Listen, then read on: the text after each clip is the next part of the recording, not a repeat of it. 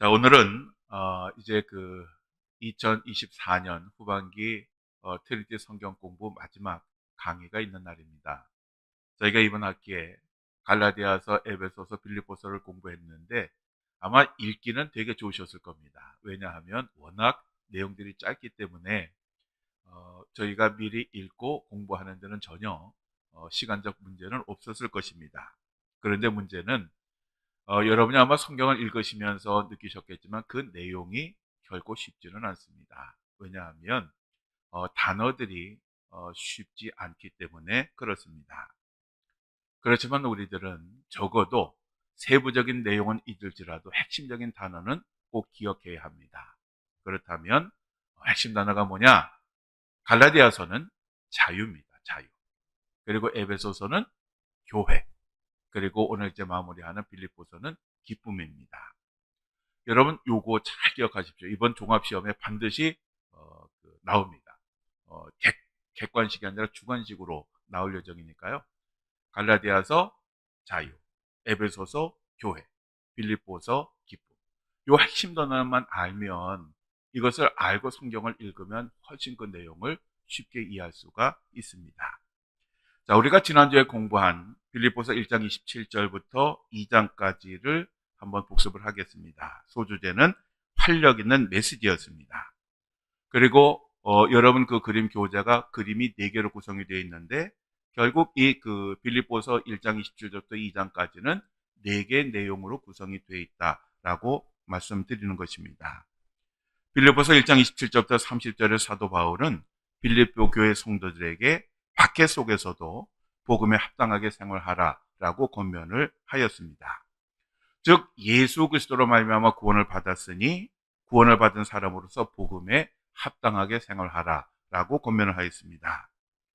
그림에서 보시는 것처럼 당신은 로마 황제인 네로의 기독교에 대한 박해가 아주 극심하였고 또 이방인들의 우상 숭배와 비기독교적인 사상과 문화의 위험이 상존하였고 또 유대인들의 거짓된 진리로 인한 그러한 위험이 있었습니다. 그래서 당시 신앙생활을 온전히 하는 것이 결코 쉽지 않았습니다. 그럼에도 불구하고 사도 바울은 흔들리거나 포기하지 말고 적극적으로 싸워서 믿음을 지키라라고 권면을 하였습니다. 사도 바울은 복음에 합당하게 생활하기 위하여 빌립보 교회 성도들에게 한 마음 한 뜻으로 협동하라라고 하였습니다. 성령 안에서 팀웍을 이루라고 하는 그런 뜻입니다. 우리가 각계적으로 있으면 약해서 망할 수밖에 없으니 힘을 모으라고 하는 그런 의미입니다.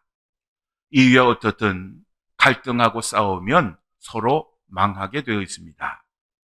교회에서 분열과 다툼은 정말 위험한 것입니다. 그리고 사도 바울은 빌립보 교회 성도들에게 대적자들을 두려워하지 말라고 당부하였습니다. 왜냐하면 전능하신 하나님이 우리와 함께 하시기 때문입니다. 전쟁에 임하는 군인이 제일 우선적으로 가져야 될 것은 담대한 마음입니다. 두려운 마음을 가지면 절대로 전쟁에서 제 실력을 발휘할 수가 없는 것입니다. 그리고 사도 바울은 고난도 믿음으로 받으라고 권면을 하였습니다. 빌립보서 1장 29절에 30절에 그리스도를 위하여 너에게 은혜를 주신 것은 다만 그를 믿을 뿐 아니라 또한 그를 위하여 고난도 받게 하려 하심이라. 너에게도 그와 같은 싸움이 있으니 너희가 내 안에서 본 바요 이제도 내 안에서 듣는 바니라 라고 말씀하고 있습니다. 고난도 우리가 고난도 믿음으로 받으면 우리들에게 유익이 됩니다. 우리가 세상에 복음을 전하려면 그리고 이 땅에서 그리스도인답게 살려고 하면 고난이라고 하는 것은 절대로 피할 수가 없는 것입니다. 고난을 받으라고 권면했던 사도 바울은 당시 로마의 감옥에 있었고 그 이전에도 살 소망이 끊어질 만큼 어마어마한 고난을 당했습니다. 그렇지만 사도 바울은 절대로 굴복하지 않았습니다. 또 우리 주님이 당하신 고난을 우리들은 기억합니다.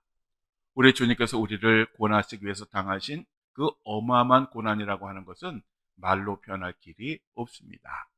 그렇지만 예수님께서는 그것들을 피하지 않으시고 끝까지 감당하셨습니다. 그래서 사도 바울의 고난은 이방 세계 복음을 증거하는 열매를 거두게 되었고, 예수님의 그러한 고난은 저와 여러분의 구원을 얻게 해 주신 것입니다. 그리고 빌립보서 2장 1절에서 11절은 교회가 하나 되기 위하여 그리스도의 겸손을 배우라고 하는 그러한 내용입니다. 교회는 다양한 사람들이 모여 있는 곳이기 때문에 갈등이나 다툼은 당연히 있을 수 있습니다. 사상도 다르고 생각도 다르고 살았던 배경도 다르고 그리고 가치관도 다르고 판단하는 것도 다른 사람이 같이 살아가면서 어떻게 충돌이 없을 수 있겠습니까? 부부가 서로 만나서 생활을 해도 다툼이 있는데 하물며 교회에서야 말할 것이 있겠습니까? 따라서 그러한 문제가 있는 것은 당연하지만 중요한 것은 뭐냐 하면 그러한 문제를 어떻게 극복하느냐 하는 것입니다. 그러한 갈등을 극복하는 가장 좋은 비결은 겸손한 마음을 가지는 것입니다. 교회가 분열되고 다투는 근본적인 이유는 교만한 마음 때문입니다. 즉 자기 자신은 잘났고 상대방은 못났다고 생각하기 때문에 갈등하고 싸우는 것입니다. 그래서 사도 바울은 아무 일에든지 다툼이나 허용을 하지 말고 오직 겸손한 마음으로 각각 자기보다 남을 낮게 여기고 라고 권면하였습니다. 다툼이나 허용이라고 하는 것은 자기 자신을 드러내고자 하는 마음을 가리키는 것입니다. 그러면 겸손이라고 하는 것은 구체적으로 무엇입니까? 그것은 우리의 심장을 그리스도의 심장으로 바꾸어 이제 우리 모두가 마음을 같이 하는 것입니다. 즉 예수 그리스도의 마음으로 우리가 하나가 되면 우리가 진정으로 하나 될 수가 있다라고 하는 것입니다. 여러분 그림에서 보시는 것처럼 다른 사람을 자기보다 낮게 여겨야 됩니다. 그러니까 겉으로만 겸손한 척하는 것이 아니라 마음으로 다른 사람을 자신보다 낮게 여기는 것입니다. 그리고 또한 자기를 돌보는 것은 기본이고 다른 사람들의 일들을 돌봐 주어야 합니다. 즉 자기가 하는 일과 남을 돌봐주는 이 일이 잘 조화를 이루어야 됩니다. 이 세상에 완벽한 사람은 없습니다. 그렇기 때문에 서로의 도움이 필요한 것입니다. 그래서 우리들은 항상 내 일도 잘해야 되지만 항상 다른 사람에게 부족한 것은 없는지 내가 도와줄 것은 없는지 살피고 채워줘야 됩니다. 그러니까 남이 부족한 것 가지고 비판하고 정죄하는 것이 아니라 이렇게 채워주면 교회는 그리스도 안에서 하나 될 수가 있는 것입니다. 이러한 겸손함의 대표적인 예가 바로 우리 예수님이십니다. 예수님의 마음이 여러분 어떤 마음일까요? 바로 한마디로 표현하면 겸손한 마음입니다. 우리 예수님은 바로 이러한 겸손으로 이 세상에 오셨고 우리는 이것을 배워야 합니다. 예를 들면 우리 예수님은 하나님과 같은 분이셨지만 인간이 되어 이 세상에 내려오셨습니다.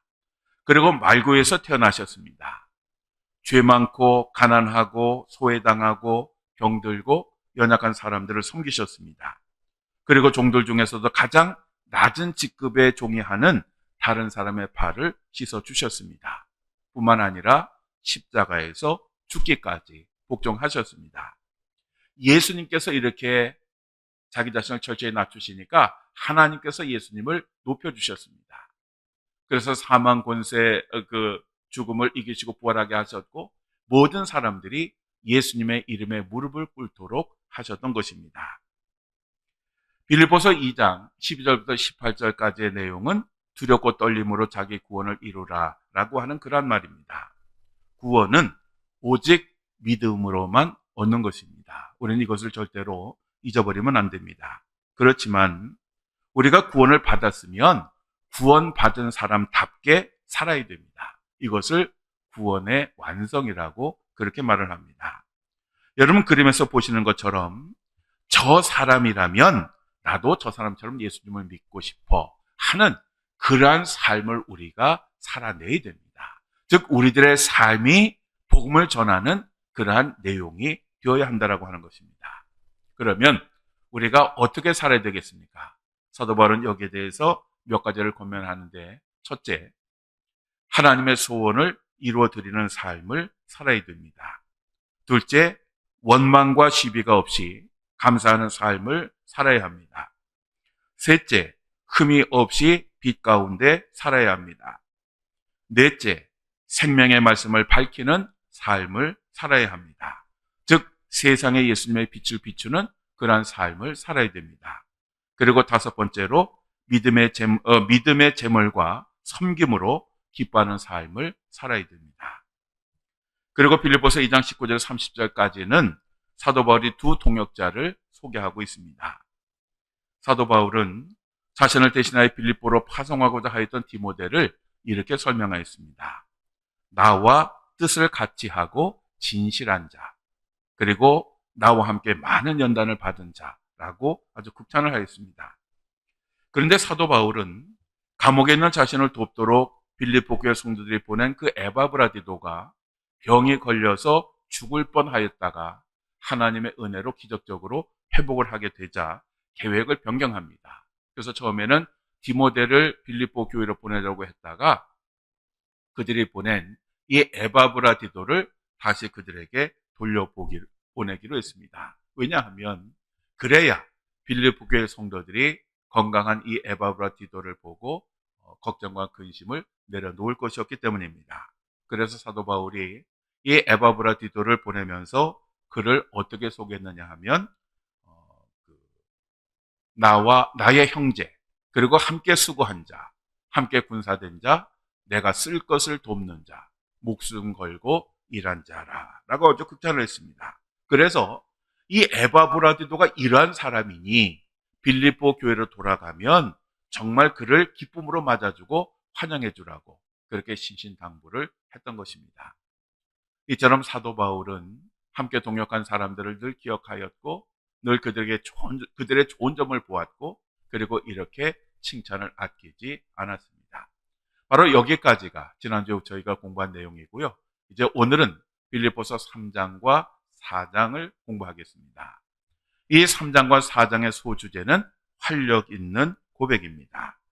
여기서 고백이라고 하는 것은 자신의 신앙을 공식으로 선언하는 것을 의미하는 것입니다. 즉 다른 말로 표현하면 간증이라고 하는 것입니다. 사도 바울은 끝으로 나의 형제들아 주 안에서 기뻐하라. 너에게 같은 말을 쓰는 것이 내게는 수고로움이 없고 너에게는 안전하니라 라고 권면을 하고 있습니다. 사실 당시 사도 바울은 로마 감옥에 수감되어 있었고 언제 죽을지도 모르는 그런 상황이었습니다. 사도 바울도 이것을 당연히 잘 알고 있었습니다. 또 빌립보에서 사도 바울을 돕도록 보낸 에바브라디도가 죽을 병에 걸렸다가 나았다고는 하지만 이 에바브라디도로 인해서 빌립보 교회 성도들의 걱정과 근심이 많았습니다. 그럼에도 불구하고 사도 바울이 그들에게 권면한 것이 뭐냐면 기뻐하라 라고 하는 것이었습니다. 즉 기뻐할 수 없는 상황임에도 불구하고 기뻐하라 라고 그렇게 권면을 하였습니다. 그런데 기뻐하라고 하는데 전제되는 것이 있습니다. 우리가 이것을 정말 잊지 말아야 됩니다. 그것은 주 안에서 기뻐하라 라고 하는 것입니다. 그냥 기뻐하라는 거 아니고 반드시 주 안에서 기뻐하라 이렇게 권면을 하였습니다. 즉 이 말은 성도들의 기쁨이 하나님의 은혜로만 가능한 것이다 라고 하는 것을 의미하는 것입니다. 우리 그리스도인들의 기쁨은 세상의 소유나 세상이 우리에게 주는 것이 아닙니다. 이 세상에서 우리에게 주는 기쁨이 있긴 있습니다. 그런데 그 기쁨은 우리가 경험했지만 일시적이고 제한적이고 조건적입니다. 그래서 세상에 주는 기쁨은 영원하지 않습니다. 그렇지만 주님이 주시는 기쁨은 영원합니다. 우리 안에서 계속해서 샘솟는 그런 기쁨입니다. 예수님은 이러한 기쁨을 우리들에게 주시기를 원하셨습니다. 그래서 요한복음 15장 11절에 보면 내가 이것을 너에게 이름은 내 기쁨이 너희 안에 있어 너희 기쁨을 충만하게 하려 함이라 라고 말씀하셨습니다. 이 충만하게 한다라고 하는 말은 완전하게 한다라고 하는 말입니다. 즉 예수님이 우리에게 주신 이 기쁨은 완전한 기쁨이라고 하는 그러한 의미입니다. 타켓이라고 하는 사람이 쓴 창이라고 하는 단편 소설이 있습니다. 이 소설의 내용이 이렇습니다. 어느 작은 병실에 두 병자가 입원을 해 있었는데 한 사람은 폐암 말기 선고를 받고 죽음을 기다리는 그런 환자였고 또 한 사람은 디스크 환자였습니다. 그런데 디스크 환자는 수술을 받은 지 얼마 되지 않았기 때문에 자리에서 꼼짝없이 누워 있어야 했습니다. 반면에 폐암 환자는 하루에 1시간 정도는 자리에서 일어나서 창밖을 내다보곤 했습니다. 병세로 보면 폐암 말기 환자의 그 상황은 아주 절망적이었습니다. 이제 곧 죽을 그러한 상황이었습니다. 그런데 그의 얼굴에는 곧 죽을 사람이라고 생각하기에는 이해할 수 없는 그 기쁨이 있었습니다. 하루는 디스크 환자가 창밖을 내다보고 있는 이 폐암 환자에게 도대체 밖에 무엇이 있느냐고, 무엇이 보이느냐고 물었습니다. 그러자 그 환자가 지그시 눈을 감고 이렇게 대답을 했습니다. 아름다운 호수에 보트와 백조가 한가로이 떠 있고 호숫가를 산책하는 여인들과 잔디밭에서 놀고 있는 어린아이들의 얼굴이 보이네요. 이러한 이야기를 듣고 이 디스크 환자의 그 마음이 분노로 가득했습니다. 왜냐하면 이 폐암 환자가 그렇게 죽을 때가 다 되었음에도 불구하고 기쁨을 누릴 수 있는 것은 그가 그 창문 옆에 침대가 있었기 때문이다 라고 생각을 했고 자기 자신은 차별 대우를 받고 있다라고 그렇게 생각을 했기 때문입니다. 그래서 이 디스크 환자는 만일 그 폐암 환자가 죽게 되면 내가 그 침대를 차지하고 나도 창밖을 보겠다라고 그렇게 생각을 했습니다. 그러던 어느 날 이 폐암 환자가 기침을 굉장히 심하게 했습니다. 디스크 환자는 비상벨을 눌러서 의사를 부를까 하다가 이제 그 사람의 침대를 차지해 두겠다라고 하는 그런 생각 때문에 비상벨을 누르지 않았습니다. 결국 아침에 밝아올 무렵에 옆 침대는 조용해졌습니다. 폐암 환자가 결국 숨을 거두었던 것입니다. 뒤에 디스크 환자는 자기의 소원대로 침대를 그곳으로 옮기게 되었습니다.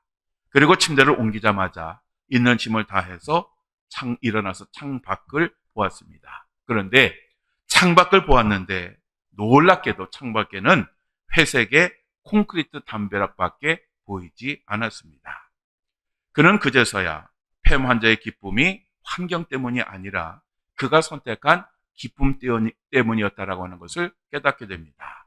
즉 폐암 환자는 기뻐할 수 없는 상황 속에서도 창조적인 상상으로 기쁨을 선택했던 것입니다. 사도 바울이 환난 속에서도 기쁨이 넘쳤던 이유가 무엇이었을까요? 바로 그것은 예수 그리스도 안에 그가 늘 있었기 때문입니다. 우리는 이것을 잊지 말아야 됩니다. 우리가 항상 기뻐할 수 있는 이유는 세상의 조건 때문이 아니라 예수 그리스도 안에 있기 때문에 가능한 것입니다. 사도 바울이 바로 이러한 고백을 했던 것을 우리들은 잊지 말아야 됩니다. 자, 그리고 빌립보서 3장 1절부터 21절까지의 그 내용은 개들을 삼가고 그리고 표태를 향해 달려가라 라고 하는 그러한 의미입니다. 아주 그림이 아주 잘 정리가 되어 있습니다. 사도 바울은 빌립보 교회 성도들에게 자신의 과거를 이야기하면서 이제는 자신은 과거의 그러한 것들을 자랑거리로 삼지 않고 배설물로 여긴다라고 그렇게 말씀을 합니다. 그림에 나오죠? 왜냐하면 예수님을 믿기 전에는 가문도 중요하고 학력도 중요하고 권세도 중요하고 재산도 중요하고 명예도 중요했지만 예수님을 믿고 나니까 그런 것들이 정말 하찮게 여겨졌기 때문입니다. 예수님을 믿고 나니까 정말 중요한 것은 세상적인 것들이 아니라 예수님이 주시는 면류관이었습니다. 즉 그의 삶의 목표가 달라진 것입니다. 그래서 사도 바울이 이렇게 말을 합니다. 내가 이미 얻었다 함도 아니요 온전히 이루었다 함도 아니라 오직 내가 그리스도 예수께 잡힌 바 된 그것을 잡으려고 달려가노라. 사도 바울은 예수님을 만난 후에 정말 많은 일들을 했습니다. 그런데 그는 현실에 안주하지 않았습니다. 왜냐하면 사도 바울에게는 여전히 이루어야 할 그 목표가 앞에 있었기 때문입니다. 그 목표는 예수 그리스도께 잡힌 바 된 그것이었습니다. 이것은 사도 바울이 다메섹으로 가던 길에 예수님을 만났던 것을 의미하는 것입니다. 바울은 예수님을 만난 후에 새로운 인생 목표가 생겼고, 바로 이러한 목표를 이루기 위해서 죽는 순간까지 끊임없이 노력을 했던 것입니다. 이러한 경주를 하면서 사도 바울이 고민하는 게 뭐냐면, 너희도 이러한 경주를 해야 되는데 개들을 조심하라 라고 그렇게 고민을 합니다. 빌립보서 3장 2절에 개들을 삼가고 행악하는 자들을 삼가고 몸을 상해하는 일을 삼가라 라고 그렇게 이야기를 하고 있습니다.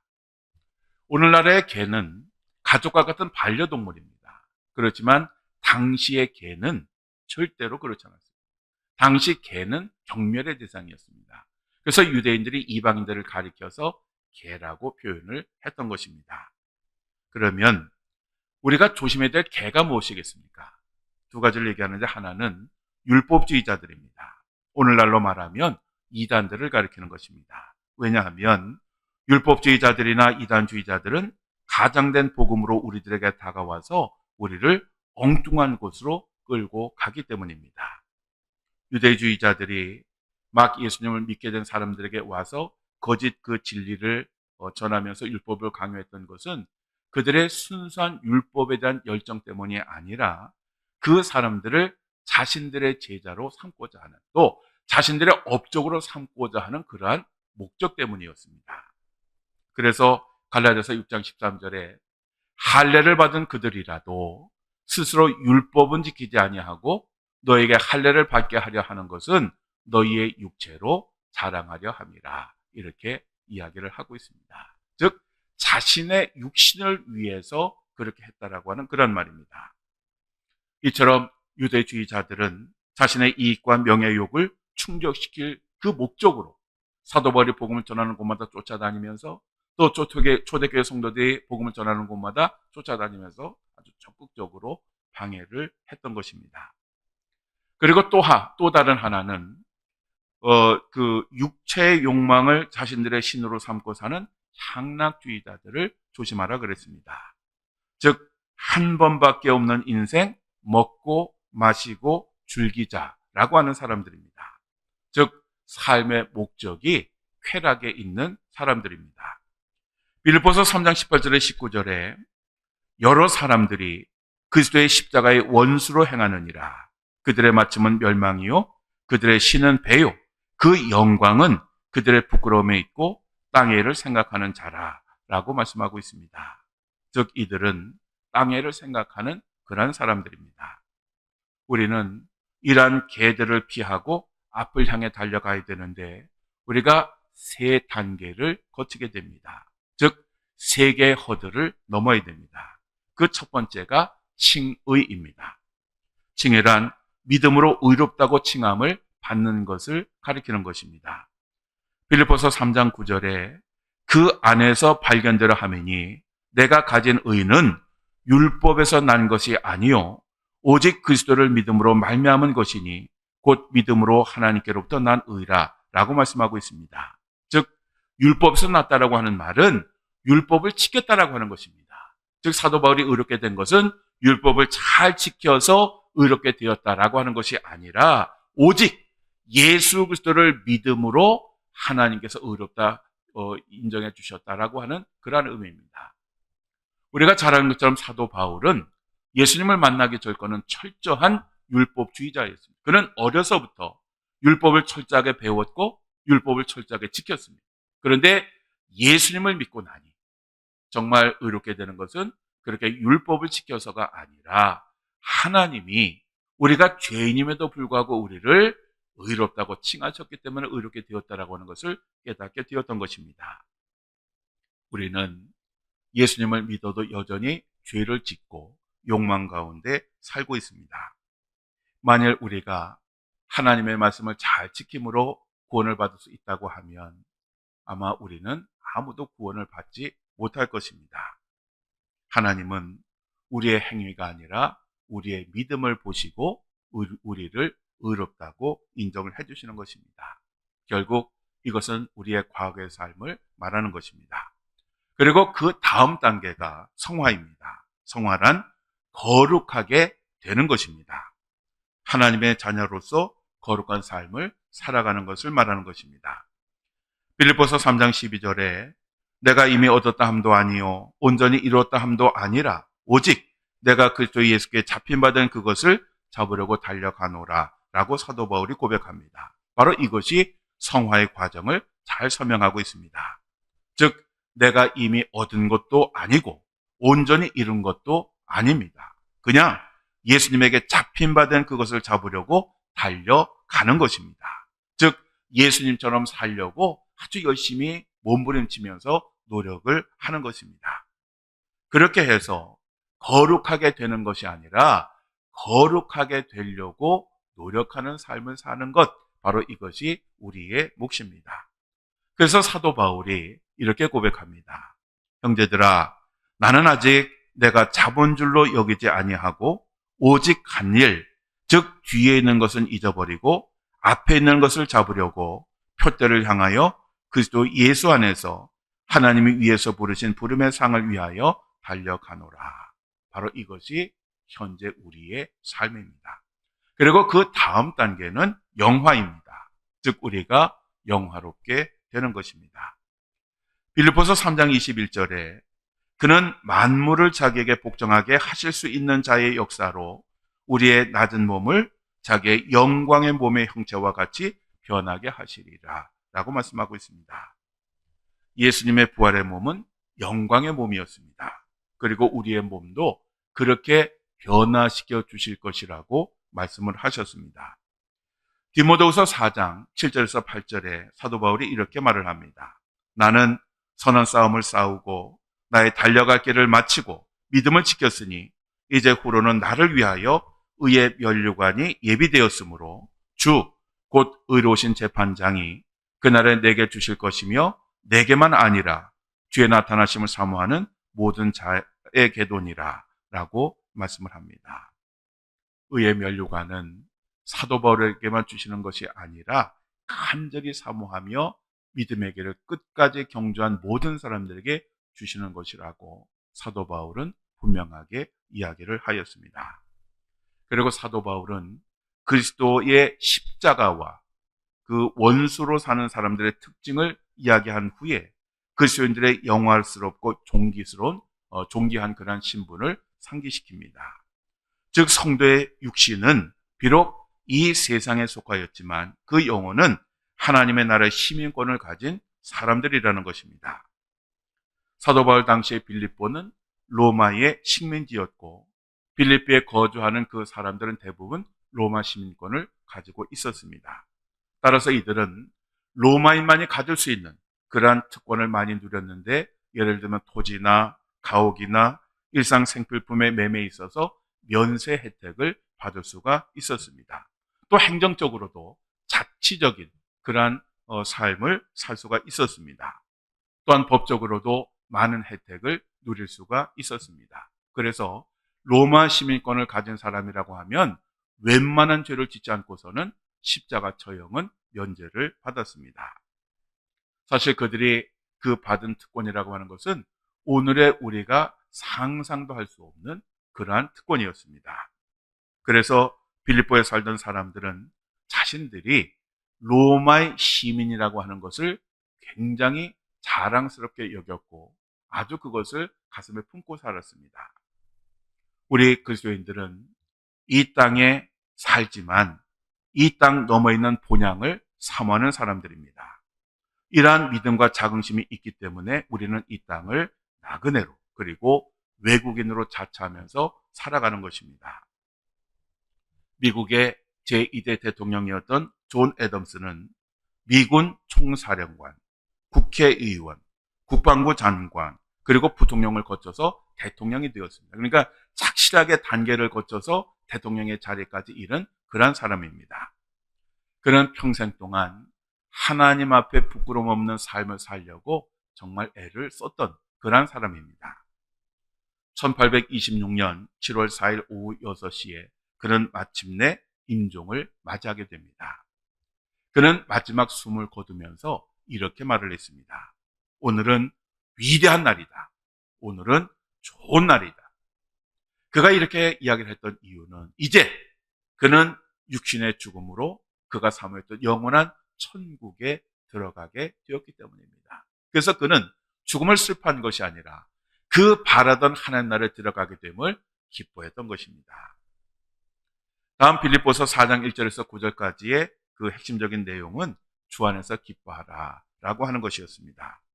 그런데 이 주 안에서 기뻐하라라고 하는 말은 듣기는 참 좋습니다. 근데 문제는 이게 현실적으로 가능하느냐라고 하는 것입니다. 우리는 불가능하다고 생각하는데 사도 바울은 가능하다라고 확신을 합니다. 빌립보서 4장 1절에서 2절에 이렇게 말을 하죠. 그러므로 나의 사랑하고 사모하는 형제들, 나의 기쁨이요 면류관을 사랑하는 자들아, 이와 같이 주 안에서 서라. 내가 유오디아를 권하고 순두개를 권하노니 주 안에서 같은 마음을 품으라. 여기서 이 선다라고 하는 말은 병사들이 전쟁에 임해서 적진에 대항하여 서 있는 그 상태를 말하는 것입니다. 그러니까 오늘날의 전쟁은 굉장히 복잡하게 이루어지지만 옛날에는 되게 단순했습니다. 적과 아군이 만나서 서로 이렇게 보고 있다가 붙어서 싸우는 것입니다.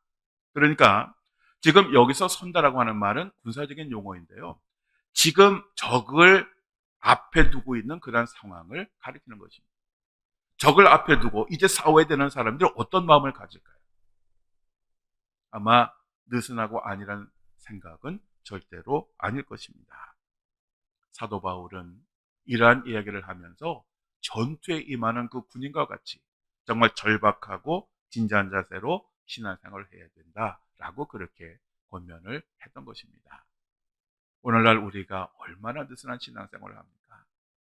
우리가 처음 예수님 믿었을 때에는 그렇지 않았는데 신앙생활을 하고 나이가 들어가고 연륜이 쌓이고 사는 것도 풍족해지니까 그러한 자세를 우리가 잃어버리고 살아가고 있는 것입니다.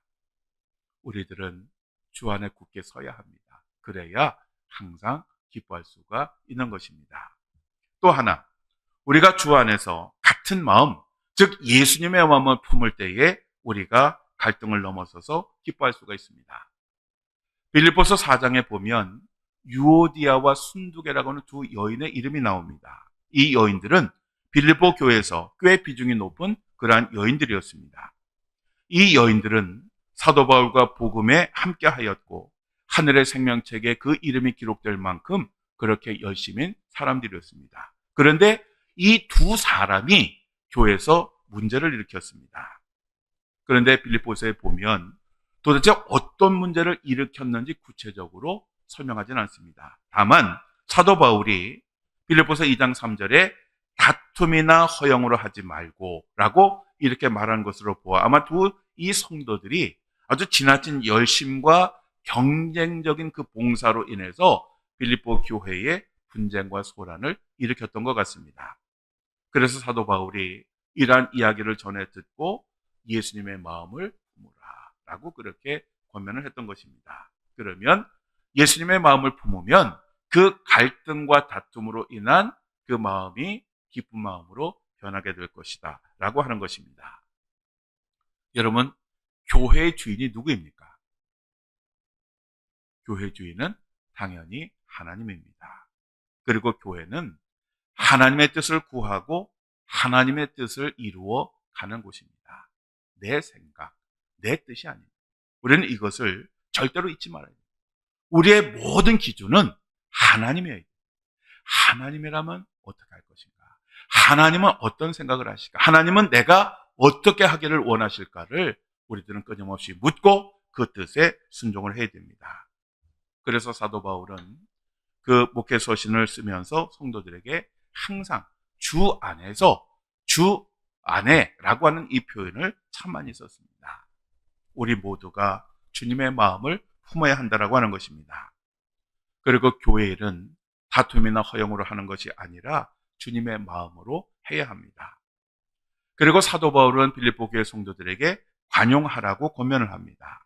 이 관용이라고 하는 헬라 단어는 온유한, 친절한 참을성 있는 순환이라고 하는 그러한 의미입니다.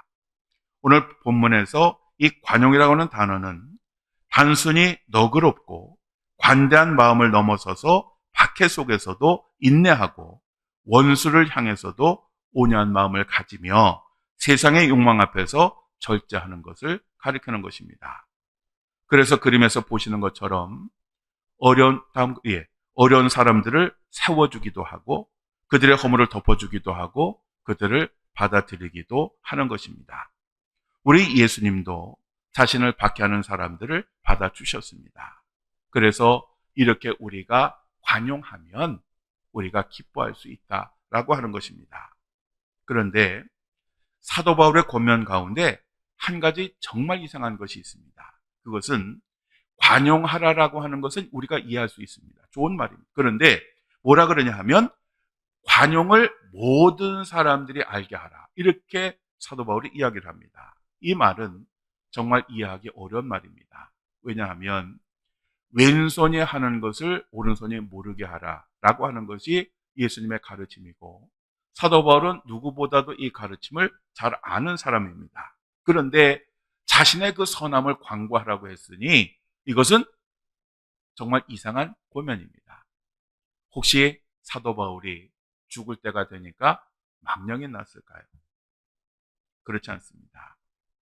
이 말의 의미는 자기 자신을 자랑하라고 하는 것이 아니라 그 관용함을 분명하게 하라고 하는 그러한 의미입니다. 왜냐? 주님께서 오실 날이 가까이 오기 때문에 그렇습니다. 또한 사도 바울은 모든 일을 염려하지 말고 기도와 간구로 감사함으로 하나님께 아뢰라 라고 그렇게 권면하였습니다. 왜냐하면 우리가 그렇게 하나님께 아뢰을 때에 하나님께서 우리에게 평강을 주시고 그 평강이 임하면 어떠한 환경 속에서도 기뻐할 수 있기 때문입니다. 우리가 세상을 사는 동안 기뻐하지 못하는 이유가 무엇입니까? 우리 마음에 걱정과 근심과 염려가 가득하기 때문에 그렇습니다.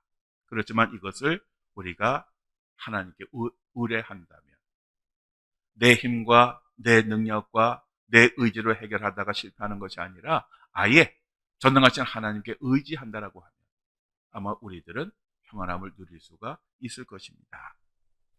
다음 빌립보서 4장 8절에서 9절에 사도 바울이 이렇게 권면합니다. 끝으로 형제들아 무엇에든지 참되며 무엇에든지 경건하며 무엇에든지 옳으며 무엇에든지 정결하며 무엇에든지 사랑받을 만하며 무엇에든지 칭찬받을 만하며 무슨 덕이 있든지 무슨 기름이 있든지 이것들을 생각하라.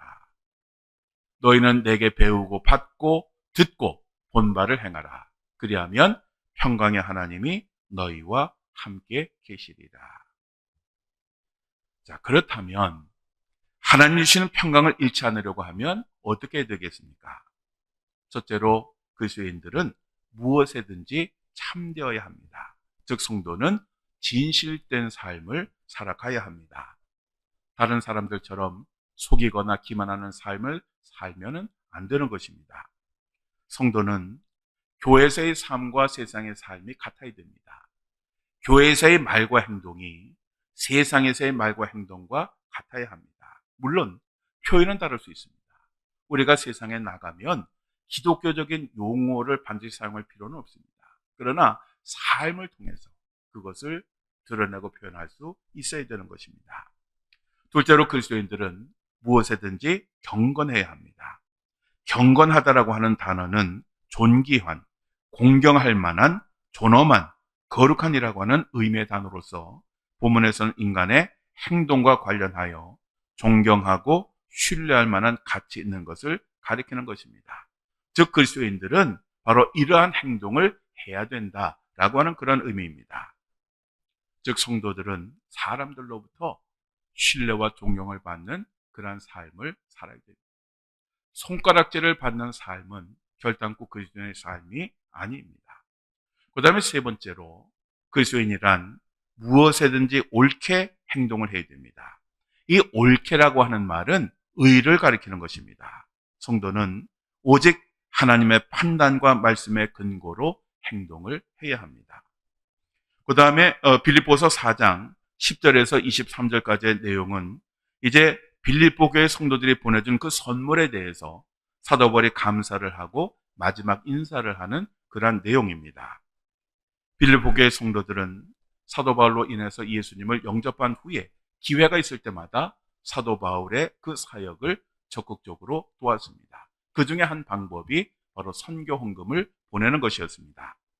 빌립보서 4장 16절에 보면 사도 바울이 데살로니가 교회에 있을 때에 2번이나 선교 헌금을 보낸 것을 사도 바울이 언급을 하고 있습니다.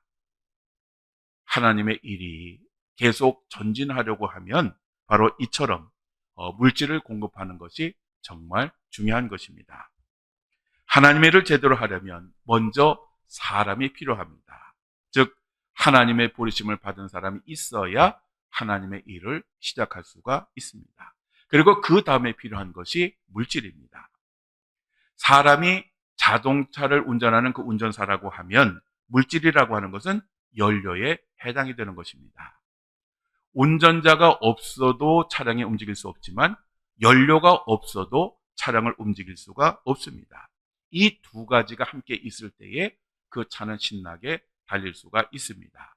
앞으로는 이제는 사람이 운전하지 않아도 되는 그런 시대가 오지만 선교는 절대로 그럴 수가 없습니다. 일을 직접 할 수 있는 사람은 자신의 생애를 하나님 앞에 드려서 열심히 일을 해야 합니다. 그리고 자신이 직접 일을 할 수 없는 사람은 물질이나 다른 것으로 바로 이렇게 하나님의 일을 하는 사람을 적극적으로 도와주어서 하나님의 일이 중단 없이 전진하도록 계속 해야 합니다. 이 두 가지가 잘 이루어져야 됩니다. 우리가 선교 헌금하는 이유가 바로 여기에 있습니다. 그리고 여러분 지금 그림에서 보시면 이제 그 빌립보 교회 성도들이 에바브로디도를 통해서 선교 헌금을 지금 로마에 있는 사도 바울에게 보냈습니다. 그러자 사도 바울이 그 헌금을 받고 축복 기도를 하는 그러한 내용이 나옵니다. 빌립보 교회의 교인들이 보낸 헌금을 직접 받은 사람은 사도 바울입니다. 그런데 그 헌금은 사도 바울이 아니라 궁극적으로는 하나님에게 드린 것입니다. 그래서 사도 바울은 빌립보서 4장 18절에 에바브라디도 편에 너희가 준 것을 받았으므로 내가 풍족하니 이는 받으실 만한 향기로운 제물이요 하나님을 기쁘시게 한 것이라 라고 말을 합니다. 즉 사도 바울은 빌립보 교회 성도들 자신에게 보낸 그 헌금이 하나님께서 받으실 만한 향기로운 제물이고 또 하나님을 기쁘시게 한 것이다 라고 그렇게 칭찬을 하였습니다. 이어서 사도 바울은 나의 하나님이 그리스도 예수 안에서 영광 가운데 그 풍성한 대로 너희 모든 쓸 것을 채우시리라 라고 축복 기도를 합니다. 즉 하나님은 하나님의 일에 마음을 다하여 참여한 사람들을 축복해 주신다라고 하는 그러한 이야기입니다. 이어서 사도 바울은 이제 마무리를 하면서 어떠한 상황 가운데서도 자신이 항상 기뻐할 수 있었던 삶의 비결을 알려줍니다. 여러분 잘 기억하십시오. 그 첫째는 사도 바울이 항상 기뻐할 수 있었던 것은 자족하는 삶을 살았기 때문입니다. 여기서 이 자족이라고 하는 말은 하나님이 주시는 것이라면 내가 무엇이든지 받아들이겠다라고 하는 완전한 수용의 태도를 의미하는 것입니다. 그러면서 사도 바울은 자기 자신이 가난하기 때문에 말하는 것이 아니라고 분명히 이야기를 합니다. 빌립보서 4장 12절에 나는 비천에 처할 줄도 알고 풍부에 처할 줄도 알아 모든 일, 곧 배부름과 배고픔과 풍부와 궁핍에도 처할 줄 아는 일체의 비결을 배웠노라 라고 그렇게 말을 합니다. 즉 이 말은 주님의 뜻이라면 가난해도 좋고 부해도 좋다라고 하는 것입니다. 즉 사도 바울은 물질에 대해서 초월한 그러한 삶을 살았던 것입니다. 사람이 많이 가지면 행복하냐? 이론적으로는 그렇습니다. 그렇지만 실제로 많이 가진 사람이 가난한 사람보다 행복한 것은 절대로 아닙니다. 오히려 가진 사람들은 가지지 못한 사람보다 더 가지려고 하는 그런 욕심이 있습니다. 그런데 이 욕심이 채워지지 않으니까 갈등을 하게 되는 것입니다. 사실 우리가 가진 사람이 헌금을 더 많이 할 것 같죠. 이론적으로는 그렇습니다. 엑스로는 그렇습니다. 그런데 그것이 정말 하나님을 기쁘시게 하냐? 절대 그렇지 않습니다. 여러분, 과부의 두 렙돈을 칭찬했던 예수님의 말씀 여러분 기억하시죠?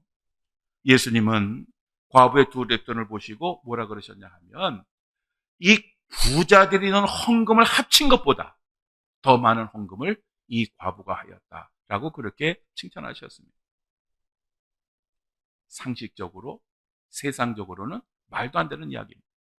과부의 두 렙돈은 가난한 여인이 하루 일해서 벌 수 있는 그런 돈이었습니다. 그러니 부자들이 헌금한 그 자체와는 비교할 수가 없습니다. 그런데 하나님에겐 다르다는 거예요. 하나님에게 중요한 것은 그 마음이고 하나님은 이 과부의 마음을 기쁘게 받으셨던 것입니다. 그 다음에 사도 바울이 항상 기뻐할 수 있었던 그 비결은 믿음을 삶에 적용하는 삶을 살았기 때문입니다. 사도 바울이 늘 얘기했던 것, 내게 능력 주시는 자 안에서 내가 모든 것을 할 수 있느니라 이렇게 고백했습니다. 모든 것을 할 수 있는 사람이 무슨 걱정과 근심을 하겠습니까? 사도 바울은 모든 환경을 극복할 수 있었던 것은 오직 주님께서 주신 그 능력이 함께하기 때문이었다라고 고백을 했고 그러한 믿음이 있었기 때문에 걱정과 근심과 염려도 하나님께 맡겼던 것입니다. 바로 이러한 믿음, 능력 주시는 자 안에서 모든 것을 할 수 있느니라. 바로 이것은 우리 모든 그리스도인들의 삶의 비밀이고 참된 능력의 원천이 된다고 하는 사실을 우리들은 늘 믿고 고백할 수 있어야 됩니다. 그리고 세 번째로 사도 바울이 항상 기뻐할 수 있었던 것은 나누고 섬기는 삶을 살았기 때문입니다.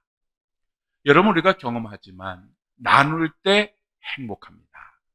나눌 때 마음이 넉넉해지고 기쁨이 있습니다. 물론 받을 때도 좋긴 좋지요. 그렇지만 나누는 사람보다 좋지는 않습니다. 빌립보 교회 성도들은 돈이 남아서 헌금을 했느냐? 아닙니다. 그들도 부족한 삶을 살았지만 믿음으로 나눈 것입니다. 경제적 이유와는 상관없이 마음의 여유를 가졌기 때문에 그들은 기쁨을 누릴 수가 있었던 것입니다. 이제 사도 바울은 마지막으로 간단하게 빌립보 교회 성도들에게 끝 인사를 합니다. 특별히 사도 바울은 가이사의 집 사람들 중 몇몇에게도 문안하라 라고 그렇게 권면을 합니다. 여기서 가이사라고 하는 말은 당시 로마 황제를 지칭할 때 쓰는 그런 말입니다. 미국의 대통령을 미스터 프레지던트라고 부르는 것처럼 당시 로마 황제는 가이사라고 불렀습니다. 그런데 이 가이사의 집 사람들이라고 그렇게 표현을 했습니다. 이 말은 황제 가문의 사람이 아니라 황제 가문과 관련된 사람들을 의미하는 것입니다. 이들은 사도 바울이 수년 동안 로마의 감옥에 있으면서 복음을 전한 로마 엘리트 군인들 그리고 엘리트 관리들을 가리키는 것입니다. 그리고 이 말은 악명 높은 네로 황제의 주변 사람들에게 복음이 증거되었음을 의미하는 것입니다. 즉 로마가 서서히 복음화되기 시작했다라고 하는 그러한 의미입니다. 사도 바울은 이러한 이야기를 한 후에 빌립보 교회 성도들에게 주 예수 그리스도의 그 은혜가 충만하기를 기도하면서 빌립보서를 마무리하게 됩니다. 그리고 우리도 빌립보서를 마치게 되었습니다. 자, 이것으로 2024년 후반기 트리니티 성경 공부 갈라디아서, 에베소서, 빌립보서의 모든 강의를 마치겠습니다. 자, 다음 주 수요일에는 늘 하던 것처럼 종합시험을 치르겠습니다. 자, 우리 다 함께